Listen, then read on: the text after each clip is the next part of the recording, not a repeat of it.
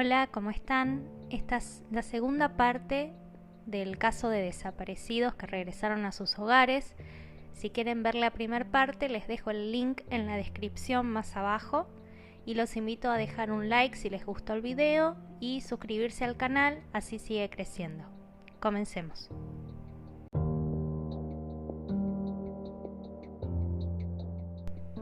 Tres mujeres llamadas Michelle Knight, Amanda Berry y Gina de Jesús fueron secuestradas entre los años 2002 a 2004 en la ciudad de Cleveland, Ohio, y permanecieron en cautiverio entre 9 y 11 años hasta que fueron liberadas en 2013.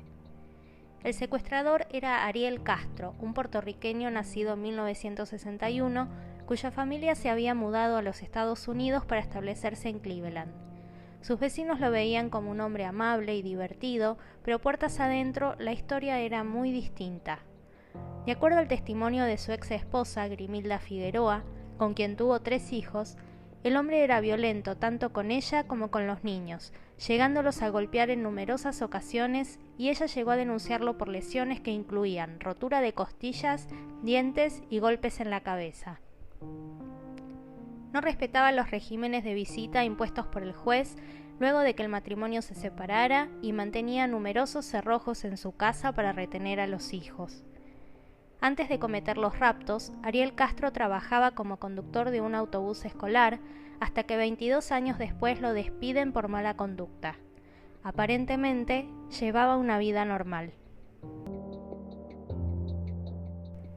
El primer secuestro fue el de Michelle Knight, que tenía 21 años cuando fue vista por última vez al salir de la casa de su primo en agosto de 2002 para comparecer ante un tribunal acerca de la custodia de su hijo.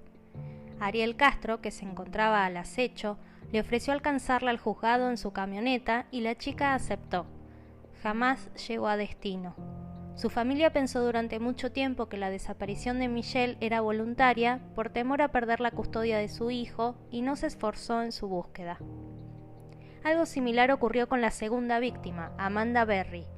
En abril de 2003, Castro se acercó a la chica de 16 años cuando salía de su trabajo en un local de comidas rápidas, presentándose como el padre de un compañero de trabajo y ofreciéndole llevarla a casa.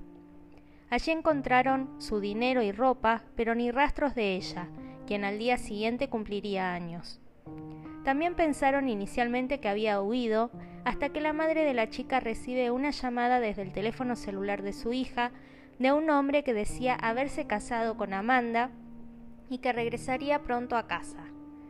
Pese a buscarla durante 3 años, su madre muere en 2006 de una insuficiencia cardíaca sin haber encontrado a su hija. La tercera víctima era Gina Lynn de Jesús, de 14 años de edad, que había sido vista por última vez en abril de 2004 cuando hablaba en un teléfono público junto a la hija de Ariel Castro, Arlene. Las niñas eran amigas y estaban pidiendo permiso telefónicamente a Grimilda Figueroa, la madre de Arlene y esposa de Castro, para llevar a cabo una pijamada esa noche en la casa de Gina, pero la mujer se negó y cada una siguió su camino. Luego Castro le ofreció a Gina llevarla a su casa, pero en lugar de esto la secuestró y mantuvo en cautiverio. Una semana después de su secuestro, la policía difundió un boceto del sospechoso, un hombre hispano de 25 a 35 años que había sido visto en la zona de la desaparición. Su caso también apareció varias veces en el programa Los Más Buscados de América y fue rápidamente vinculado a la desaparición de Amanda Berry. Durante 10 años, Ariel Castro mantuvo a las 3 jóvenes en condiciones infrahumanas. Apenas les dio de comer y beber, las mantenía encerradas en un sótano atadas con cadenas y bozales, cada una retenida en su propio calabozo. Cometió abusos sexuales contra ellas y las sometió a abortos para evitar que sus embarazos progresaran. Las mantenía como esclavas para cumplir con las más enfermas fantasías y en varias oportunidades fingió dejar las puertas abiertas como una trampa mientras observaba si las chicas intentaban escapar, para luego frenarlas y castigarlas. Sus cuerpos estaban en muy malas condiciones, con escaras propias de estar durante mucho tiempo en una misma posición. 2 de ellas estaban en un terrible estado de desnutrición y eran sometidas a horribles torturas. Cuando Castro salía a realizar alguna compra, les tapaba la boca y ojos con cinta aislante, causándoles gran dolor. Gina de Jesús fue especialmente golpeada y maltratada por el delincuente, a tal punto que su rostro se encontraba totalmente irreconocible. Podría decirse que Amanda gozaba de ciertas ventajas sobre sus compañeras. Fue a la única que Castro le permitió continuar con su embarazo, y fue así como en 2007 dio a luz a una niña llamada Jocelyn, nacida en una piscina infantil de plástico. Por fin, el día 6 de mayo de 2013, Amanda logró encontrar un hueco en una puerta por el que cabía su brazo y comenzó a agitarlo desesperadamente y a gritar mientras el hombre se encontraba fuera de la casa.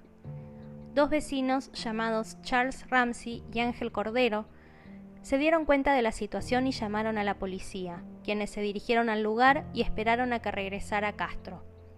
En la vivienda, llamada a partir de ese momento la Casa de los Horrores de Cleveland, se recogieron numerosas pruebas que corroboraron los espantosos relatos de las víctimas.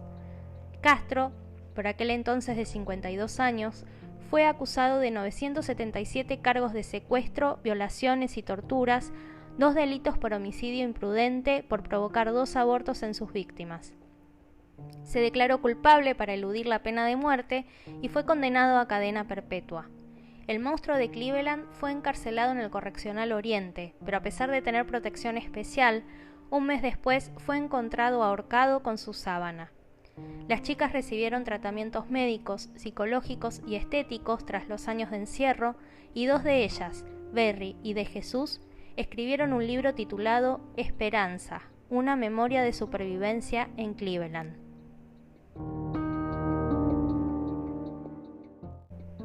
Jamie Lynn Close era la única hija del matrimonio de James y Denise Close.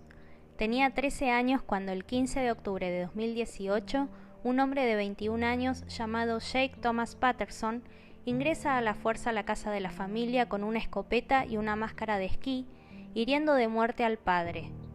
Posteriormente descubre encerradas en el baño de la casa a Denise y a su pequeña hija que gritaba histéricamente.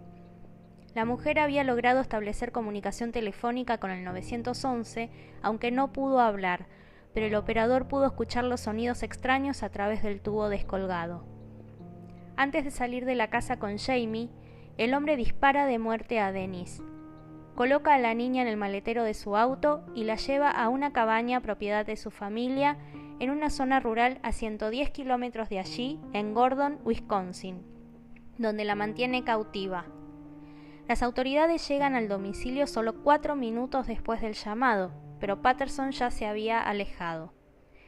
10 días después ofrecieron una recompensa de $50,000 y revisaron más de 2.000 avistamientos denunciados, pero no tenían ningún sospechoso. Patterson había intentado en 2 oportunidades anteriores raptar a Jamie, pero sin éxito. Se había obsesionado con ella luego de verla bajar una tarde del autobús escolar fuera de la residencia familiar, mientras conducía a casa desde el trabajo.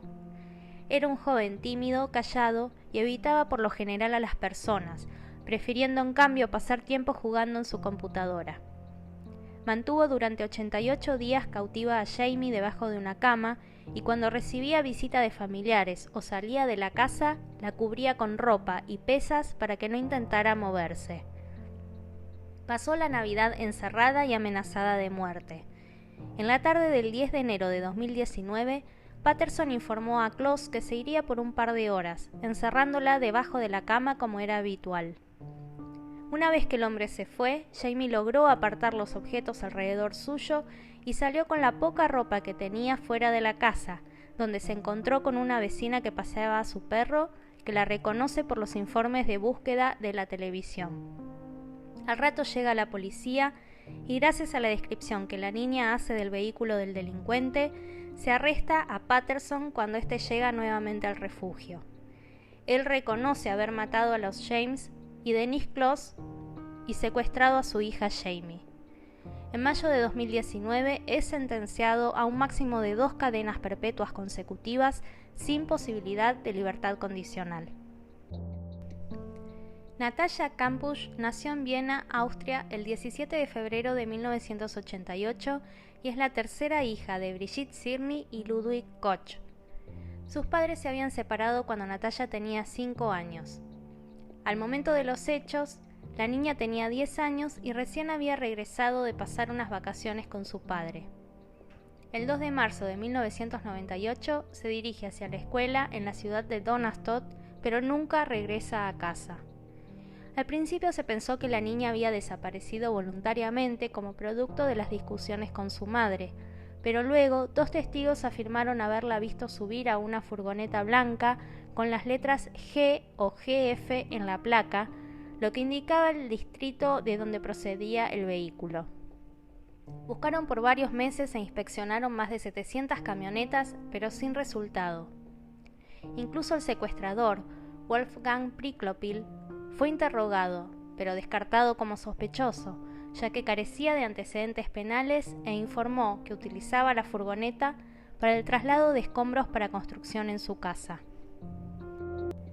Priklopil mantuvo en cautiverio a Natalia en un pequeño cuarto de 5 metros cuadrados que se encontraba en el sótano de su casa, sin ventanas y con una puerta de acero. Durante los 6 primeros meses no se le permitió salir de la celda, pero luego la dejaba subir a la casa para asearse.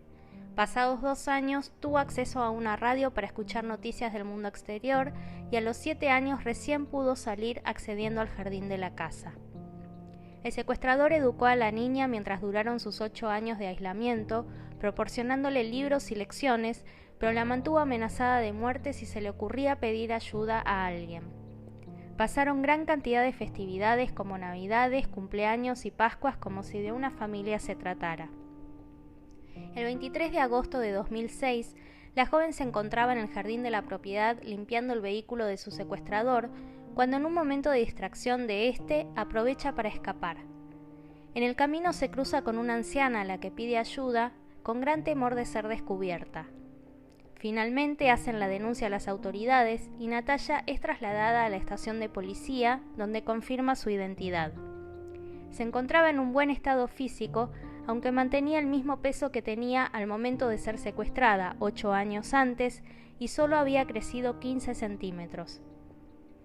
Poseía un buen vocabulario, lo que sorprendió a los especialistas.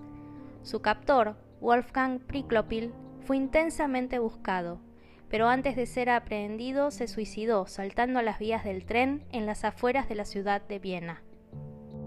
Luego de su aparición, Natalia Kampusch fue objeto de una gran atención en los medios de comunicación locales e internacionales. Ofreció gran cantidad de entrevistas y se abrió una cuenta bancaria a su nombre para costear su tratamiento psicológico. Fue víctima de muchas especulaciones, sobre todo las que aseguraban que ella había sufrido del llamado síndrome de Estocolmo, que lleva a la secuestrada a generar un sentimiento de afecto hacia su agresor como mecanismo de defensa ante el avasallamiento que está viviendo, cosa que ella negó en varias oportunidades, si bien reconoció sentir necesidad de cariño y a veces le pedía a su captor que la abrazara. Declaró que tuvo varias oportunidades de escapar, pero no lo hizo por temor a las consecuencias si Priklopil la llegaba a descubrir. Escribió un libro llamado 3096 días, autobiografía donde detalla los días que pasó en cautiverio, sus reiterados pero infructuosos intentos de suicidio debido a sus sentimientos de abandono y soledad, y los maltratos que la atormentaron. Gracias a sus publicaciones y gran cantidad de entrevistas, logró generar grandes cantidades de dinero y crecer en popularidad con el relato de su desgracia, lo que le valió muchos enemigos entre el público y hasta llegó a denunciar ser víctima de bullying en las redes. En 2019, en un libro titulado Cyberneider, Discriminación en Internet, Natalia cuenta que tuvo que cargar con el peso de los haters, los odiadores de las redes sociales, que no le perdonaron que haya desarrollado empatía por Priklopil. Elisabeth Fritzl nació el 6 de abril de 1966 en Amstetten, Austria. Es hija de Rosmarie y Joseph Fritzl, un arquitecto tristemente célebre por convertirse en el propio torturador y abusador de su hija desde que ésta contaba con 11 años de edad. Desde el año 1984, cuando Elisabeth cumplió los 18 años, y hasta ser descubierta 24 años después, este monstruo la encerró en el sótano sin ventanas de su casa y tuvo con ella un total de 7 hijos producto de los reiterados abusos a los que la sometía. Su madre Rosemary jura no haberse percatado nunca del horror que acontecía bajo el suelo de su propiedad. El matrimonio tenía 6 hijos más además de Elizabeth. El día que la joven desaparece, como tenía un comportamiento un tanto rebelde, creen que en realidad se escapa de su hogar para comenzar una nueva vida por cuenta propia. Pero la realidad era otra. Elizabeth permanecía en cautiverio y sometida a las vejaciones de su propio padre, Joseph, sin que aparentemente nadie lo supiera. Todo comienza cuando en septiembre de 1984, luego de la desaparición de la joven, aparece una carta manuscrita de ella en la que pide a sus padres que dejen de buscarla. Es por eso que se cree en la teoría de la huida del hogar. La primera hija producto del incesto, Kerstin, nace 4 o 5 años después, y el siguiente, Stefan, un año posterior. Pero la monstruosidad de la mente siniestra de Joseph no tiene límites para la atrocidad. En 1993 aparece un bebé recién nacido en la puerta de la casa de la familia Fritzl, junto con una supuesta nota de Elizabeth en la que pide que cuiden de su hijo. Un año después, en 1994, otra pequeña beba llamada Mónica aparece en las mismas circunstancias. El matrimonio se hace cargo de las 2 criaturas. En 1996 nacen gemelos, uno de los cuales muere y luego Joseph confesaría a las autoridades que él mismo se encargó de su incineración dentro de la casa. Un año después de ese hecho, el gemelo que sobrevivió, Alexander, pasó a vivir también con la familia. En 2003 llega otro bebé con otra nota, Félix. Con el paso de los años, Joseph fue extendiendo el llamado calabozo, una estructura de hormigón en el sótano de un edificio cercano, con una puerta corrediza con un código secreto, donde Elizabeth y los niños vivían detrás de unos estantes y bajo un techo de no más de 1,70 m de altura. Los horripilantes hechos comienzan a develarse cuando en abril de 2018, Kerstin, la primera hija de Elizabeth, que ya contaba con 20 años de edad, es llevada por Joseph al hospital debido a una enfermedad con riesgo de vida. Los médicos descubren una nota en el bolsillo del tapado del adolescente, escrita por su madre Elizabeth, donde pide ayuda.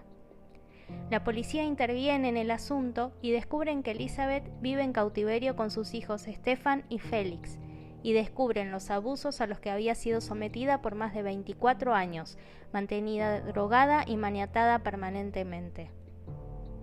5 de los hijos de Elizabeth fueron trasladados junto con su madre a una clínica para su evaluación, mientras Kerstin se recuperaba de un fallo multiorgánico como consecuencia de sus malas condiciones de vida en el encierro. 2 de los niños, Stefan y Félix, que permanecieron en cautiverio junto a su madre, jamás habían visto la luz del día hasta el momento. Todos los niños y su madre fueron sometidos a intensas terapias psicológicas donde se intentaba recuperarlos de sus padecimientos, y finalmente Kerstin fue dada de alta y reunida con sus hermanos. Tendrán años de recuperación por delante, tanto mental como física, sobre todo los que permanecieron todos los días de su vida privados de su libertad. El caso conmocionó a la opinión pública mundial y Joseph Fritzl fue apodado a partir de ese momento el monstruo de Amstetten. Gran cantidad de grupos musicales dedicaron canciones relatando los horrores vividos por las víctimas y en 2015 se estrenó una película sobre el caso llamada La Habitación. Finalmente, Joseph Fritzl fue condenado en 2009 a cadena perpetua e internación psiquiátrica por los cargos de homicidio, esclavitud, violación, secuestro e incesto. Espero que les haya interesado el video. Por favor, si tienen sugerencias de casos, los pueden dejar en los comentarios. Muchas gracias por estar ahí y apoyar al canal. Nos vemos en el siguiente episodio.